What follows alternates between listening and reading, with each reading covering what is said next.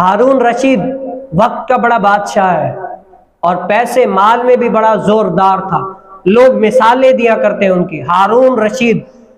لیکن اللہ تعالیٰ ہر کسی کو علم کی جستجو نوازتا نہیں ہے، یہ کوئی ہوتا ہے جس کو اللہ تعالیٰ علم کی وقت جستجو دیتا ہے، ہر کسی کو نہیں دیتا۔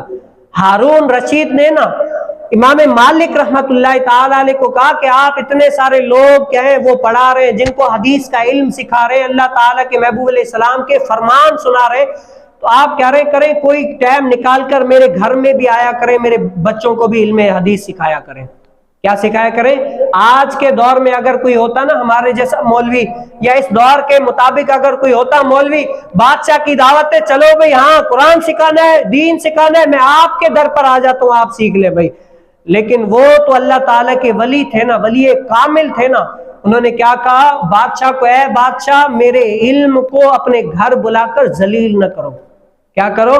میں تمہارے پاس آؤں گا، یہ میرے علم کی توہین ہے۔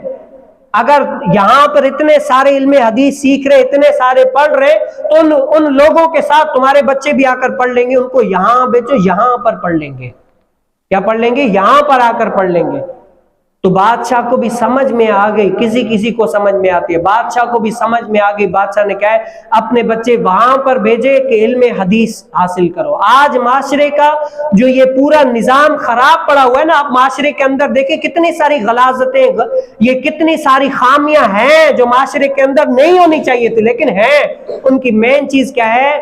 رسول کائنات صلی اللہ علیہ وسلم کی تعلیم سے دوری، علماء سے دوری، دین سے دوری۔ اسی لیے معاشرہ برائیوں کے اندر جکڑتا گیا۔ آج بھی معاشرے کے اندر برائیاں ہی برائیاں ہیں۔ وجہ کیا ہے؟ اسی لیے کہ رسول کائنات صلی اللہ علیہ وسلم کی شریعت سے بندہ دور ہے۔